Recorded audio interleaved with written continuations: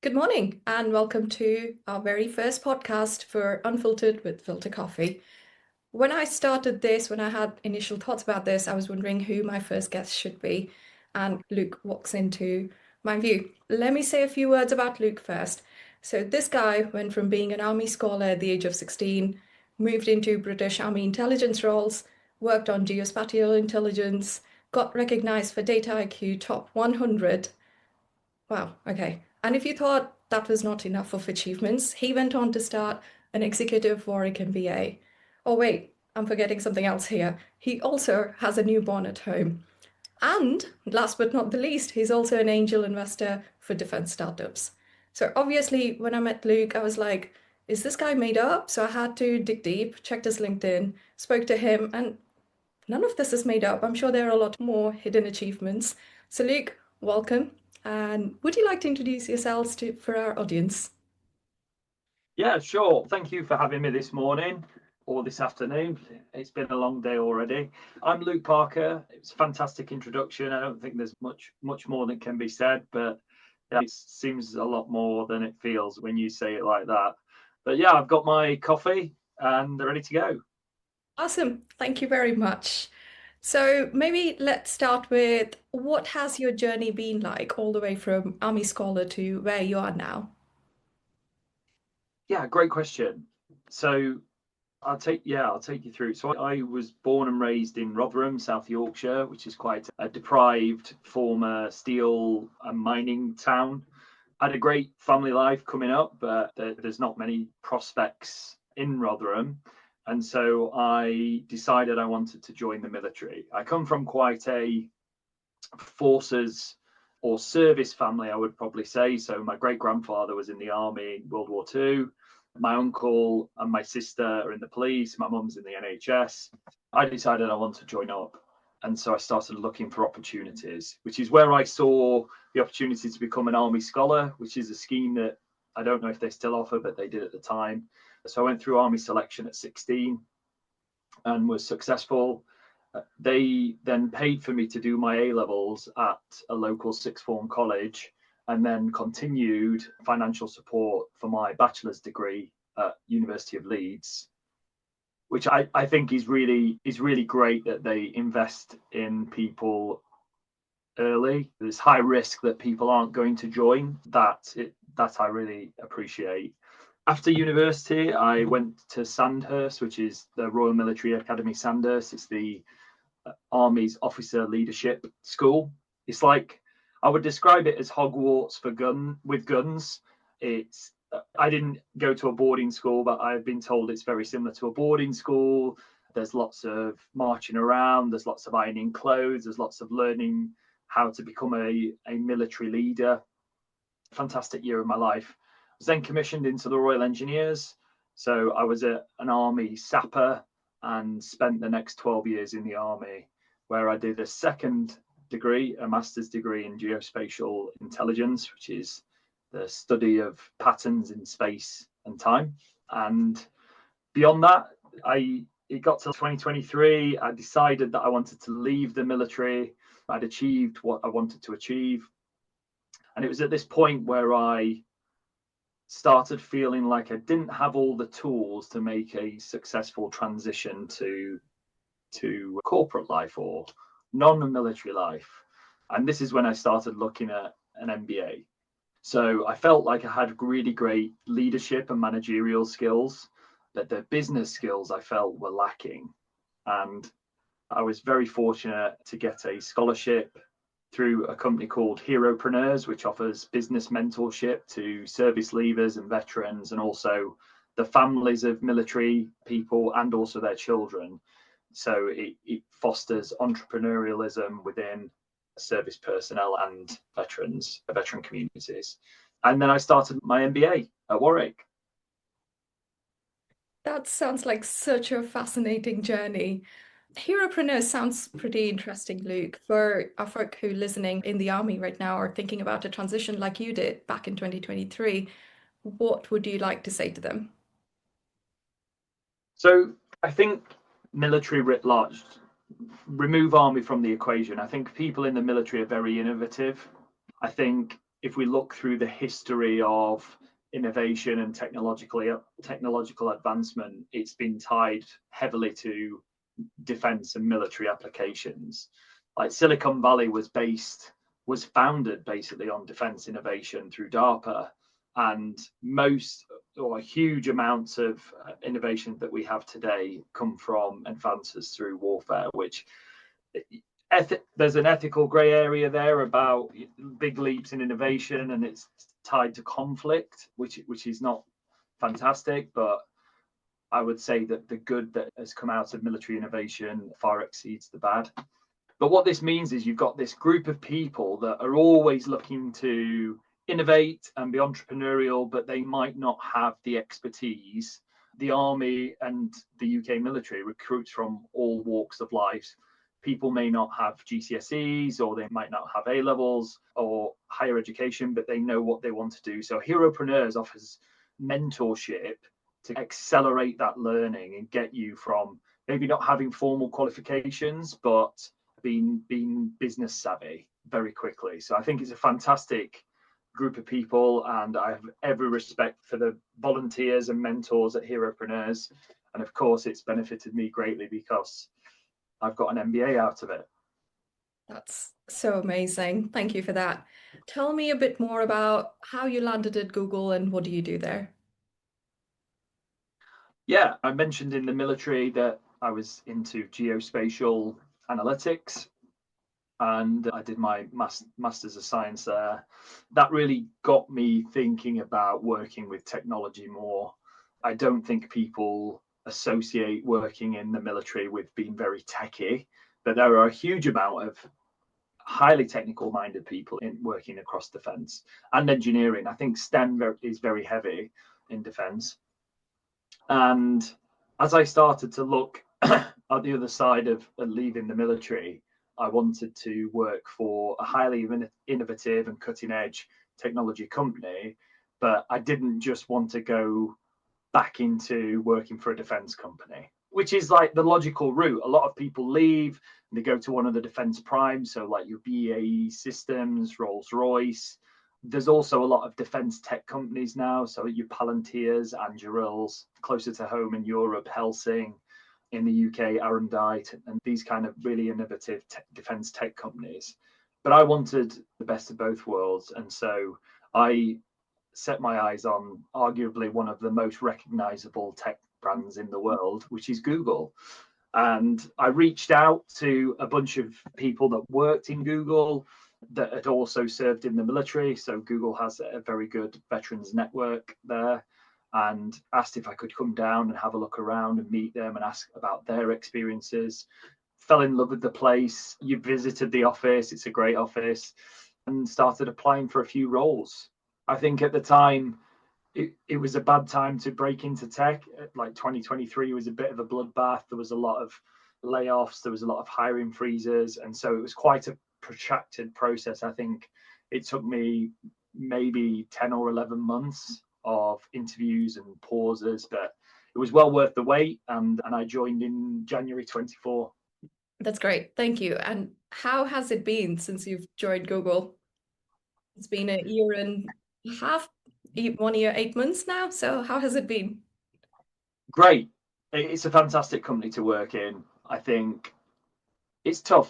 So there's a book called Work Rules, which is written by a former Google chief people officer, and it talks about the selection process at Google and how rigorous it is, and it gives a bunch of stats. Now, I think the stats will be out of date because the book's a little bit old now, but I think it said about 0.5% of applicants Google get roles. And so what you find is that the people, like everyone that you work with at Google, is an absolute superstar in their field. And where previous places that I've been, there's a bell curve of talent, and you can really see the difference between the high performers and the lower performing people. That I just don't feel that at Google. Like everyone's a high performer, everyone's top of their game, and so you're constantly questioning. I say questioning.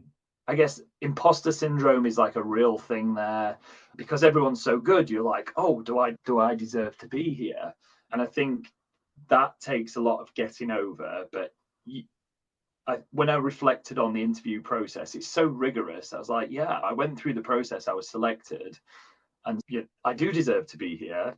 But what I really love about having all this talent in one place is things move very quickly. Things move very quickly with like people that are exceptional in their areas. I love being able to bounce ideas around people and get like really great answers back. The team I work in is a bit of a smaller team. I'm a delivery lead there. And what I like about the small team work as well is it almost feels like I'm in a startup, and we're all trying to help each other out outside of what a job spec might necessarily say. And I think that the MBA has really helped me there, because I've touched a little bit of most of the corporate areas which would be useful to a startup, whether that's management accountancy or financial management, marketing, strategy, all things that a great MBA scheme should cover.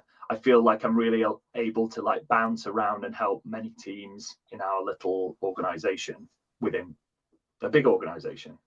That beautifully segues into my next question for you is, where are you with your MBA at the moment? How's it going? I'm right at the very end, so I'm mid dissertation now.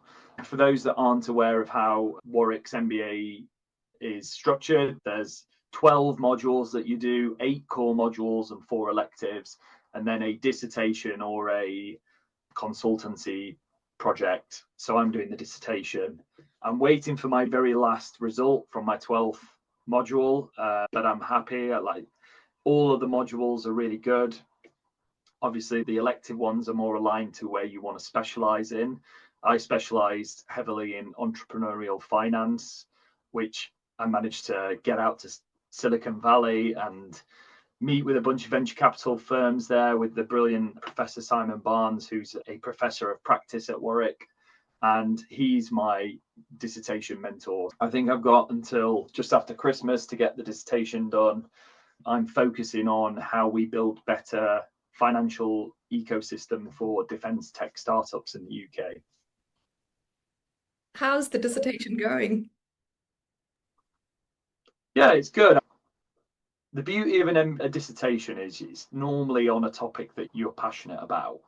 Hmm. And so it feels less of a chore than some of the other modules where it might not be fully aligned to what you want to write about. And so you're really having to motivate yourself to write about those topics, where I don't feel that with this dissertation. I feel it's something that I'm passionate about. I feel like it's going to benefit me for the next few years and help me to help startups in the UK.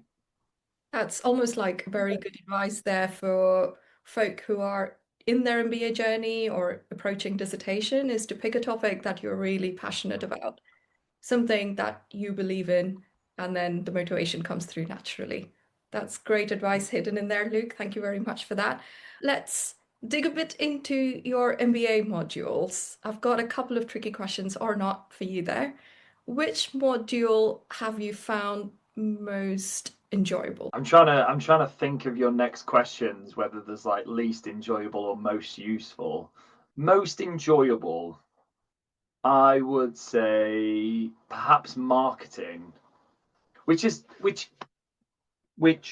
surprised me actually, because I went into that module going, oh, I don't think I'm going to enjoy this. It's going to be a little bit fluffy. Like, what do marketers even do? And I came out of it and I'm like, that was really good. It's probably one of my highest scoring modules of the whole MBA. But I learned a lot in it, and I found it's a lot more analytical than I thought initially. Which was probably a fault on my part. I kind of, yeah, I saw like the TikToks and clips of like marketing people, and I like they don't seem to do. They put on a few events, like they put out some social medias.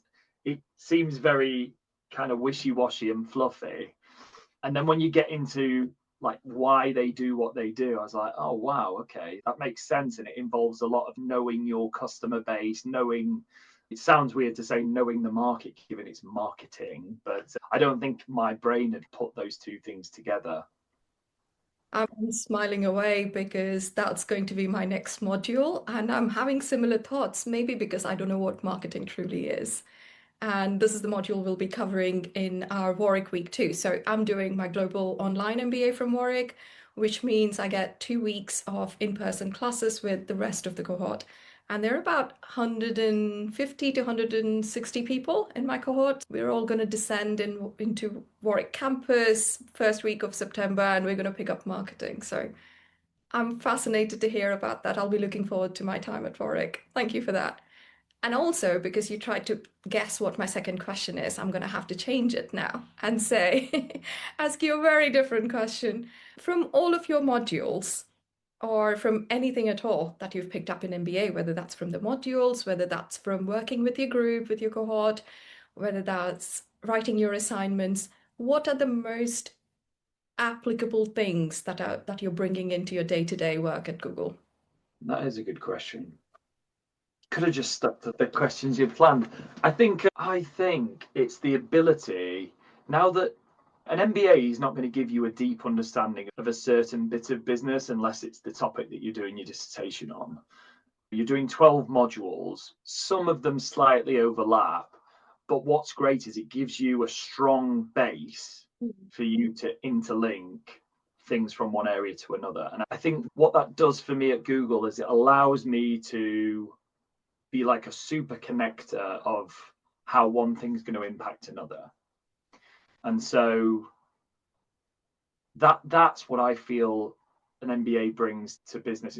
I don't think it's going to bring anything specifically to Google that it wouldn't anywhere else, but it opens your mindset to different ways of thinking in that if you're running a marketing campaign, you might be thinking about actually financial management and budgeting and how that ties into strategy and how that might go into the organizational behavior and how you're going to structure your organization to fit this strategy. By getting to the end of the course, you're then able to kind of link all these different business facets together. I'm going to ask myself a question that I wanted you to ask me, which you might have just changed, but which was the most useful module on the MBA. And I would 100% say that this is the most useful, but the one I enjoyed the least while doing it. And that was corporate reporting and decision making, which is accountancy in effect. And at the time, I was dragged into that module kicking and screaming. And one of my colleagues who's a chartered accountant dragged me through the module kicking and screaming because I'm a bit of a crayon eating army soldier, and I was like, tables and numbers and formulas, it's not my kind of thing. But that understanding how to read a financial report for within business is so useful. And actually, I've gone back to those notes time and time again, and it's been really helpful in my current job, understanding how budgets work and understanding how businesses think about budgets. I don't feel like you can truly progress into senior leadership until you really understand the mechanics of accounting within a business. Otherwise, you're going to trip yourself up. And so I don't know if you've done that module yet, but I would say to everyone, stick with that. If that's not your area of expertise, switch on in those, because it's normally followed either before or after. I think the recent courses are flipping around a bit, but financial management is the like sister module to corporate reporting and decision making. And those two things together are brilliant. I think they were the hardest ones for me, but the highest return. That's spot on. To answer your question a little bit over there as well, I'm also similar. I always thought I don't have a head for finance, although my degree is in economics. So when I did my financial management, when I started it, I really struggled. Towards the end, I was like, oh, I wish I had more time to learn all of this because this is fascinating. This is amazing to have this kind of knowledge. And in fact, one of the outcomes, as after having done that module, is I've set up both my kids. I've given both of them £500 to get started with their own investment portfolio. The brief is go figure out. I don't care if you lose this money, but ideally, I want you to make more money. Go figure out what you're going to do. And if you ever need anything, all my notes are here. All the things that I've learned are here. You can always come and speak to me. So watch this space. Let's see what happens to those £1,000. And I'm currently doing my corporate reporting and decision making. And like you, I'm thinking, God, I never knew how to do all of this. It's really interesting. Yeah, yeah, it is. Yeah, it's good. Yeah, and hope I make more money out of those £1,000 as well. That's a fantastic idea. When my little boy was born, I set up a junior SIP, so his private pension, to get that compounding going early. But for my cousins, in every birthday and Christmas, I give them £50 of a stock. And then every time I see them, it depends what they're into at the time. So at the minute, for them, it's Lego and Roblox. So I'm like, yeah, do you know that you own part of the Lego company? And getting them thinking like that early, I think, is great. That's a great idea. I might steal that from you. Those, right, all my friends and family from now on, you're going to get stocks as your birthday presents and Christmas presents. That's the done deal. Great idea, Luke. If you're okay, let's move on a little bit into practicality of doing an MBA. Like when Yeah. we started, I introduced you have so many things going on, and I'm sure all the listeners are also dying to get to know this from you. Is what's the balancing act like? Oh, do you know anyone that says that they've got the balancing act figured out? I tell you now, are lying. It's a constant struggle. I think for me, it's trying to time box things, like militantly time boxing things. I think anyone that's going to pursue an MBA, whether it's full time, online, part time, whichever it is, you just need to understand that you are going to be sacrificing social lives, family events. You just can't do it all. But we've just talked about investing in our kids' futures. Doing an MBA is investing in your future. And so taking the hit for a year or 2 years is going to pay dividends in the future. I it's tough. It's tough when you've got a family, because especially a young family, because that's the period of greatest change. So my little boy recently turned 2, so I've pretty much for his entire life I've been doing this MBA, and it does mean missing out on a few things, but I'm coming to the end of that now, and I really hope that now that I've got some spare time, everyone goes, wow, what are you going to do after this? I'm like, I'm probably going to catch up on all the things that I probably should have been doing the last 2 years with my little boy. But I do also think that the people that have the most on tend to be the most efficient Right. at managing what they've got on. And so I do feel like we'll probably segue into this after. I work, I'm doing the MBA, and I'm doing angel invest as well. And the only reason I'm able to do that is because I give myself very short time blocks. And when I've got a tight deadline, you tend to get that done. I think it's called Parkinson's law, that a task will fill the space that you allocate to it. And so if you give yourself 2 weeks, it's going to take you 2 weeks. If you give yourself, okay, I've got 2 days, you'll get it done. And yeah, I think time boxing is important. But I also feel like you do need to be kind to yourself a little bit as well. I especially on so I'm doing the executive MBA at Warwick, and that tends to be people who are a little further on in their military careers, corporate careers, or military careers, or entrepreneurial careers. And so these people are working full time as well. Also, they tend to be at that point in their journey where if they're working in business, like corporate, they're likely going to be promoted into the senior leadership team soon. And so you can't spend all your time studying. And so there's also an ego part to that, which I really struggled with initially, where coming from the army, I was like, I need to be the best. I need to be number one. If you're not number one, you're the first loser and all this kind of stuff.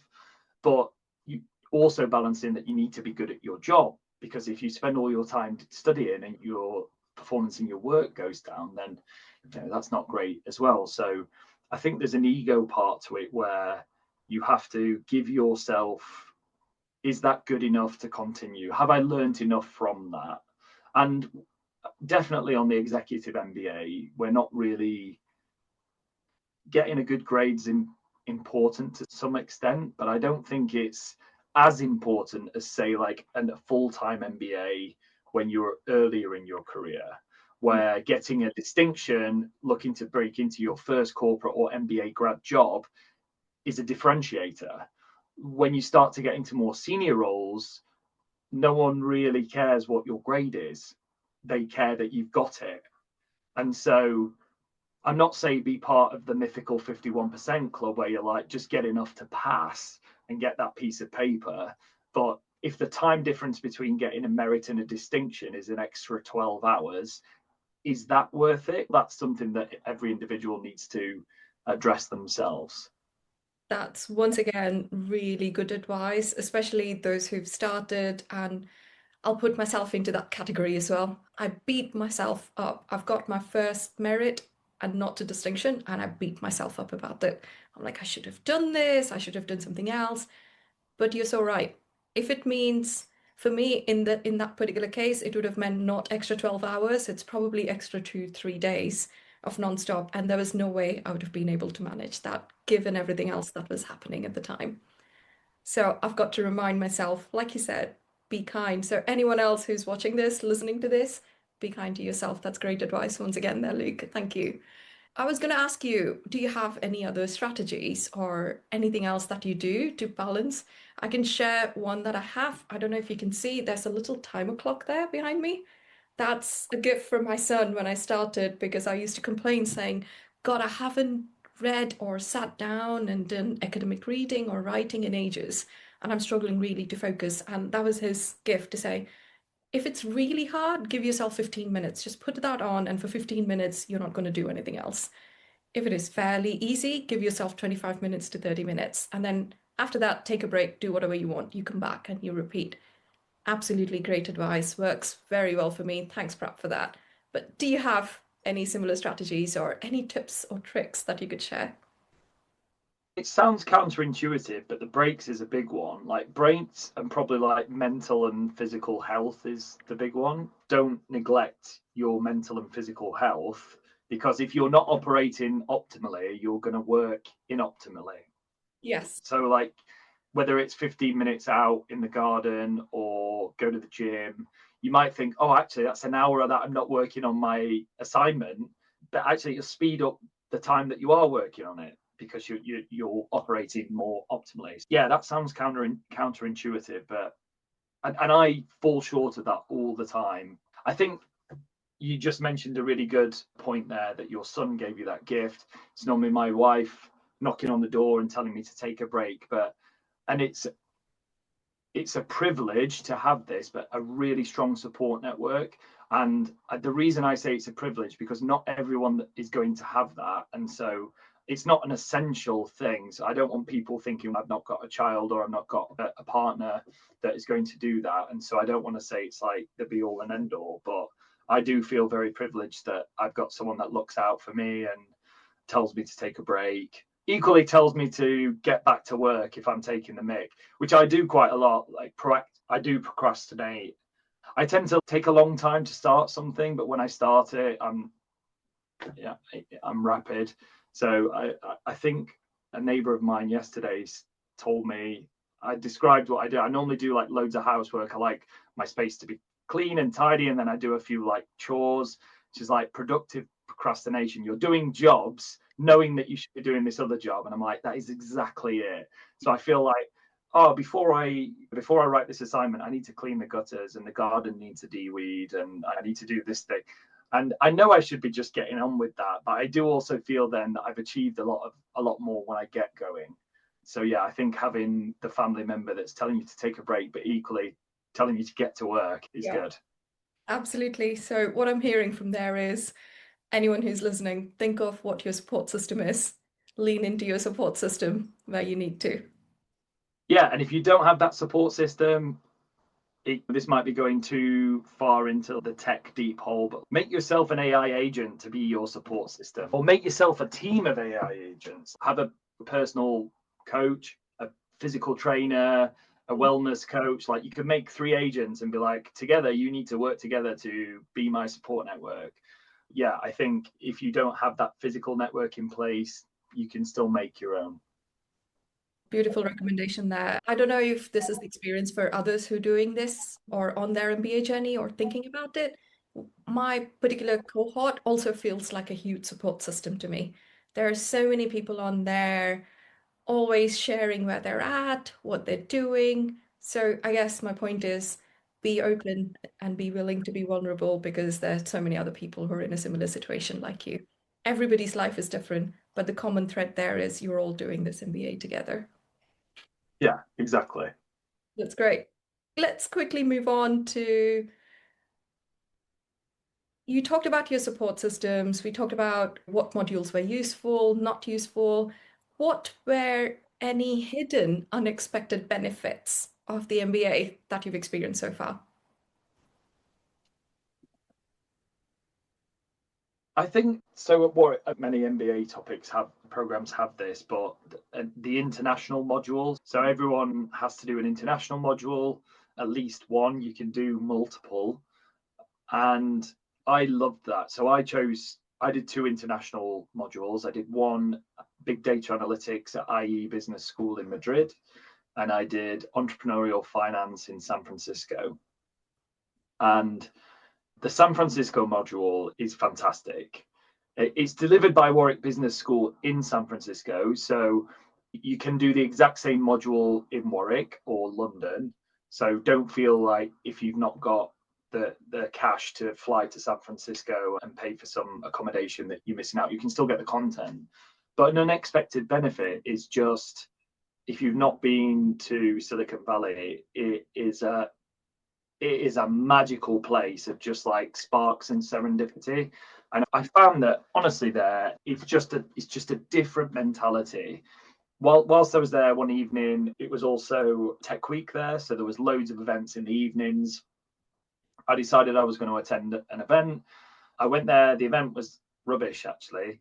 That in the queue to get into the event, I started chatting to someone, and that led to an invite to another event that evening, which was a founders exit party. So they just sold their startup for it wasn't quite $1 billion, but it wasn't far off. So like it was quite a big party.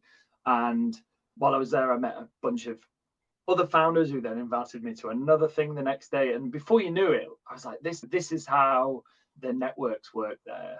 Everyone's interested in what each other are building. Everyone just wants to help each other out. It's at a scale that we just don't have in the UK here. I would like us to get to that in the UK, but I feel we're a little less open to that, those synapses firing between these entrepreneurial hubs. So That's I found that was great. That's such a fascinating story. And I'm so glad you had a great time visiting out there. Talking about networks, how did you find building your networks whilst doing the MBA? What are the benefits you've got there? I know I'm leaning into something here because before this we were chatting and you talked to me about your relationship with Jack and how you founded your VC fund. So can we talk a little bit about that? What would you like to share? Yeah, so Jake is the co-founder of Antebellum Angels. We're an angel investing community in the UK. So that's slightly different to a venture capital fund, which pools the money in to a fund. We don't pool money. Who knows, in the future, Jake and I would love to raise our own fund, but you have to go through a bunch of extra hoops, regulations to get to that point. So that's a stretch goal for the moment. Worry about finishing the MBA first. But so Jake is also a veteran. We didn't actually know each other when we served in the army, although we did overlap in terms of service. We met on the MBA, and we decided that we'd both done a little bit of angel investing in the past to varying degrees of success. So I would class myself as being in the friends, families, and fools raise. So I'd got a friend who was starting a startup. They said they were raising some money. It was like just before the end of the financial year, and she told me, hey, if you want to get a bit of tax back, invest some money into my startup and you can claim back some tax. I was like, oh, cool. So I did no due diligence. I had no idea what she was building, really. I didn't understand. It was a fintech startup. I had no idea about fintechs. I was like, sure. So I just gave her some money, which is like the worst thing you can do. You're helping a friend, but I had no, like, there's no way that I could help her in that journey because I didn't really understand what she was building. So I was talking to Jake about this, and he'd done something similar. And we said, where would we actually want to invest? And defense technology is something that we both know something about. And so we started looking to see if there was an angel group for defense technology, and we couldn't find any in the UK. There tends to be angel syndicates that have done one or two defense technology investments, but there wasn't a set group that only looked at defense tech and national security technology. And so we identified a gap, and we thought we'll launch a group to look at that. And so we launched Antebellum Angels, which is the UK's first defense first angel community. And we're growing, so we're almost at 25 members now. I think with the few that we've got in the pipeline, we'll hit 25 members. And what we do is Jake and I are looking for innovative UK defense tech startups, and we find them. We do a bit of a hot wash, so like a quick call to see if that we like the founders. We're really interested in pre-seed and seed, so very early stage startups. The so what of that is they're almost entirely going to be pre-revenue. There's not going to be any revenue to analyze, and they might not even have a minimum viable product. It might just be an idea that they've got and two people or three people that want to build it, or even one person. So you're really hearing their vision and assessing the team at this stage. So we'll have a hot wash, we'll decide if we want to go further, and we'll then get the community of 20 odd people involved. So we'll look at the pitch deck, we'll see who's interested, and if they want to raise a sum of money, we put that out to the community. We find a couple of angels, including Jake and ourselves, who want to put some money in, and then together we put that into a special purpose vehicle to invest in that startup. To date, we've just finished our second deal as a community. We're not announcing the name yet. It's not come out yet because they're just closing out their round. So there'll be something out on LinkedIn in the future. But what I've found with this, and it's fantastic to see, is we're getting so much interest from larger venture capital funds. So we've just signed a partnership with Archangel Ventures, which is a defense venture capital fund, a 50 million euro fund. So we are now their named angel network in the UK. And that's great. And it puts confidence in what Jake and I are building being valuable. Having 25 people that either are former UK armed forces or have worked with defense technology in the past builds this critical mass of expertise, which means that we are the smart defense money in the UK. That's absolutely amazing. Congratulations on all the achievements so far with Antebellum, and wishing you all the best of luck for the future. And to think none of that would have happened if you did not meet Jack at the MBA. That's a great. Exactly. Yeah. And I do I'm going to name drop a couple of other people, but there's so many people on the MBA, especially if you start doing the entrepreneurial modules. So most of my electives were entrepreneurial, but there was someone, I'm sure you will see it on yours, but there's quite a lot of people that are coming onto an MBA. You tend to do an MBA for 2 or 3 reasons. You're there to hit the next level internally with where you're at. You might be middle management, you want to go into senior management, or you're looking to pivot industry or geography. For me, for example, I was in defense, I wanted to pivot to technology.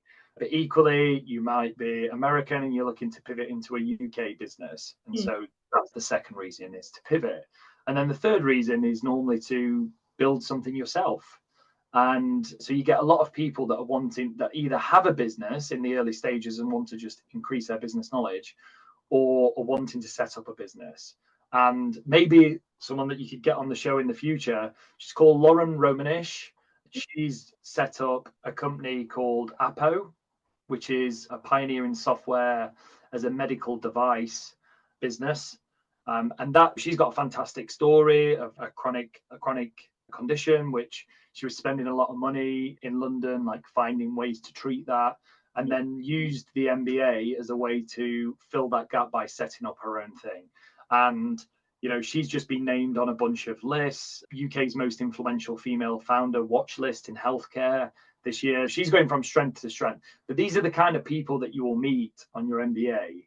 And there's been multiple that I've seen that have their own business or are starting something new. And I think that's another benefit of this is you're going to meet inspiring people everywhere on your MBA.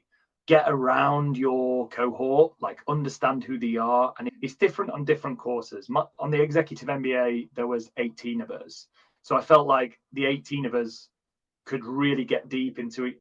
Over the 2 years, you become very close because there's only 18 people. I think it's a little bit harder on the online MBA, one, because you're not so much in person, but also the cohort's a little bit bigger. But I think the pro of that is your cohort's bigger. So there's going to be even more people to get around. And I'm really hoping that the bonds that I've made with my cohort of people are going to last decades, but also they're spread all over the world. We have 4 or 5 people who were Nigerian, like commuting over from Nigeria for modules. We had an American who was commuting over from Texas. We've got someone who was from the Maldives. And Ghana. We've got all these groups of people all over the world now that we have touch points to. And you just have to keep those networks going, which takes a lot of time. I guess it's like gardening, like keeping your network going takes time. Yes. And you never know which part of your network is going to bloom or give you fruit later down the line. You're not keeping your network going to harvest something from it, but it's just an added benefit. And likewise, be the bloom to someone else if they need it as well. Exactly. That's so beautiful. That's absolutely so true. And you're right, like it doesn't matter how big or how small your group is, it's how we nurture that network and what we can provide to that network and what we could eventually get from that network as well. That's great. Thank you so much for that, Luke. Just last couple of questions for you is what's been the hardest part of the MBA? I think the hardest part has been leaving my family. So the Warwick campus is 4 days. So every 6 to 8 weeks, you have to go and do 4 days on campus. So spending that time away from my family was really hard. It sounds a bit cocky, but I think a lot of people would say writing the assignments. I've never found that particularly tough. I think because I've always continued with academic writing. So between my bachelor's and my master's, between my master's and my MBA, I was always writing articles for like internal journals within the military or research projects that I was just interested in doing. So I never felt like I lost that momentum of writing. So yeah, I feel like the absence of being around the family was tough. But like I said earlier, it's about investing in yourself and having the buy-in from your family is key. It was a conversation that I had with my wife before I even undertake this endeavor. I did to get that buy-in. I'm sure you're in the same kind of boat. This is not Luke doing the MBA. It's not Raj doing the MBA. It's like the whole family, because you're either going to be absent or you're going to be having to commit time to it. So you need everyone's input. Oh, absolutely. Spot on, spot on. Thank you for those really deep words. And I'm sure this resonates with a lot of people who are already on the journey, or for anyone who's contemplating this journey. It's quite important point to remember. Thanks for that, Luke. So, is there anything you'd like to share with our audience? Any last words that you think we haven't covered today? So that's another good question. I think we have covered a lot. I just think stick with it. It's just probably reiterating some of the points that we made throughout this. It's an investment in yourself. Have a good network. Be kind to yourself. Leave your ego at the door in terms of results and build that network. Amazing. Luke, It was great having you on the show. I'm so thrilled for the conversation we had. You had such great stories to share, and all the best of luck with everything you achieve in the future. Thank you so much. Thanks for having me. Absolutely. Right.